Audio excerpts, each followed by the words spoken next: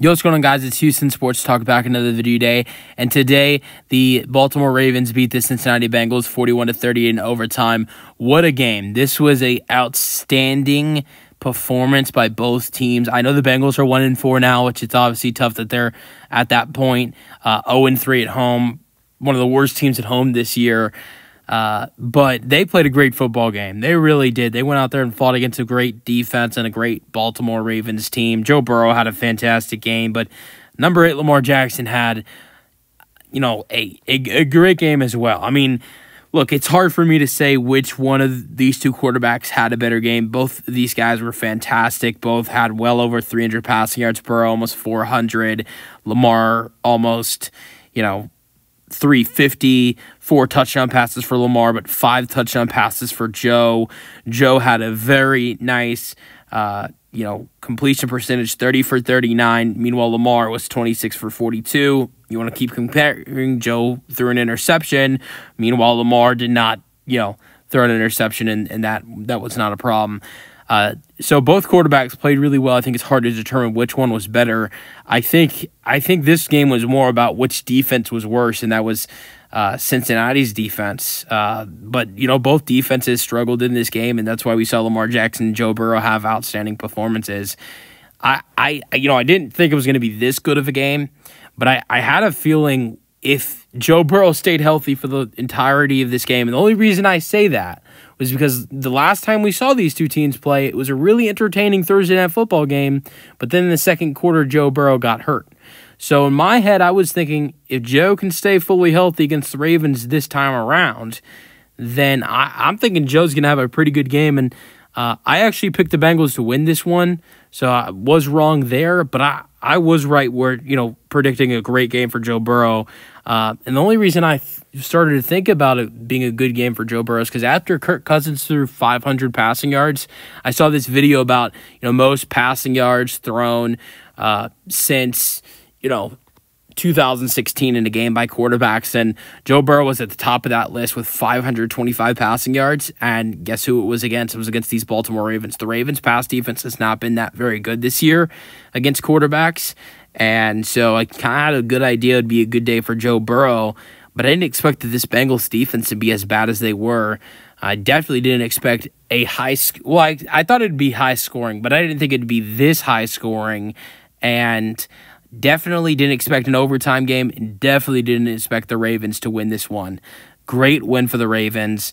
And even though it was a tough loss to the Bengals, they still played really good in this game outside of some mistakes. Now, I want to go with the scoring summary. It started off with a Derrick Henry 1-yard touchdown to make it 7-0.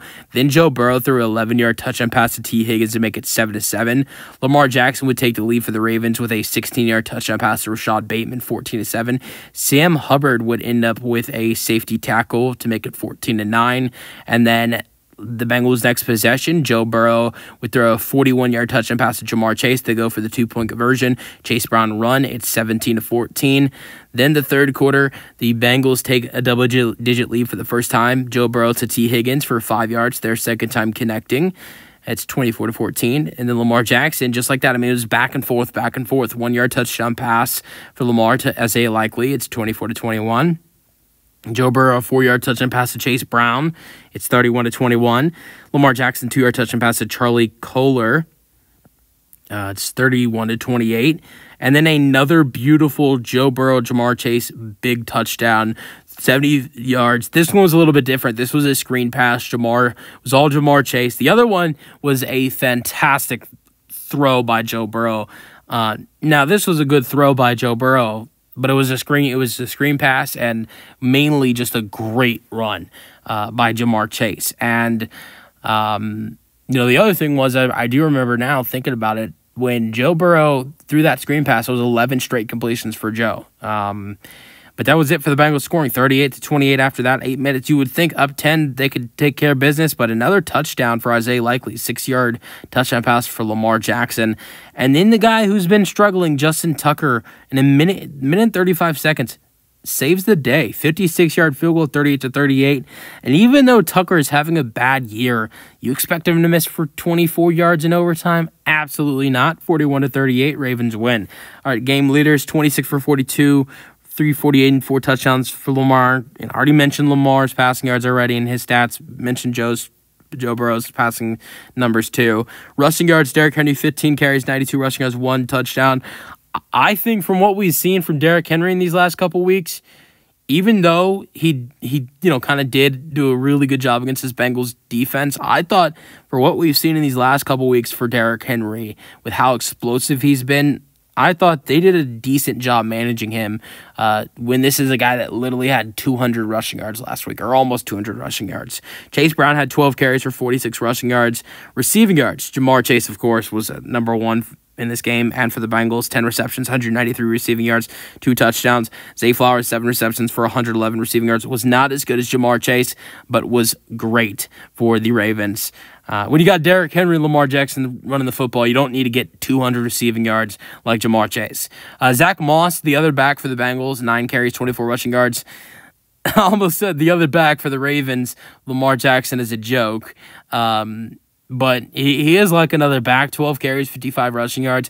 But he's not just their running back. I mean, this guy was elite today, threw 348 passing yards and 4 touchdowns.